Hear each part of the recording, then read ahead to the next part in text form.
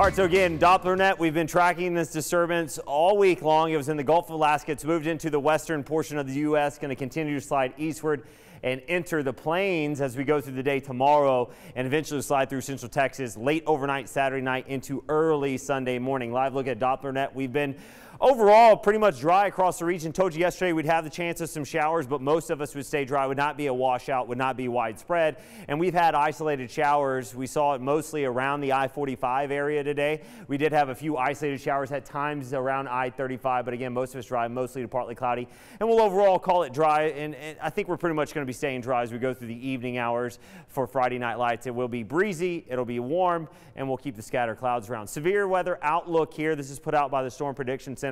This is for Saturday overnight into early Sunday morning. As that cold front rushes through, we'll likely see a line of storms accompanying it and heading from the northwest off towards the southeast. The top threat with these storms, these lines, these squall lines we call them, is damaging wind gusts. That's your primary concern. As it moves through the I-35 corridor here in central Texas in the early morning hours on Sunday, it still could have the potential to be on the strong side. We could be seeing winds 50, 60 plus miles per hour, not out of the question. We'll still have to wait and see how strong is it by the time it gets into our areas in the middle of the overnight hours. The good news is usually as the wind threat goes up, we do see that hail threat coming down. We could still see some pockets of small hail. The tornado threat is very low with these squall lines, but it's never not zero. It's never just zero. So keep that in mind. But again, we're mainly looking at a heavy rain and a wind threat with this line as it comes through overnight in the early Sunday morning hours. Let's time it out on Future Track for you. Doing a good job picking up the showers to the east. A little overdoing it here between or west of 45. The rain's actually further east. I think we're going to stay dry. Can't rule out an isolated shower. Got about a 10% chance as we go through the evening hours. I think most of the football games are going to be okay. As we go into Saturday morning, it'll be warm, it'll be muggy, it'll be overcast. That Gulf moisture really saturating the lower levels of the atmosphere.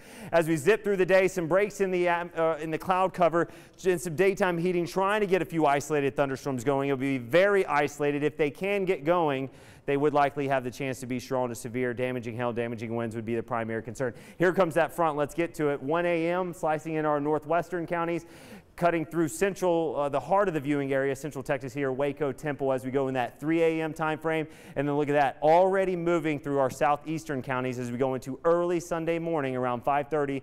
And I think by mid to late morning hours, it's already east and southeast of the viewing area. We're drying out. We're staying windy and cooler, though, with clouds decreasing from northwest to southeast. The top threats with that line as it moves through early Sunday morning, I think will primarily just be the damaging wind threat. As we look at your temperatures overnight, upper 60s, lower 70s, it'll be warm, it'll be humid. Highs tomorrow, they're going to be on the sticky side, very spring-like, in the 80s.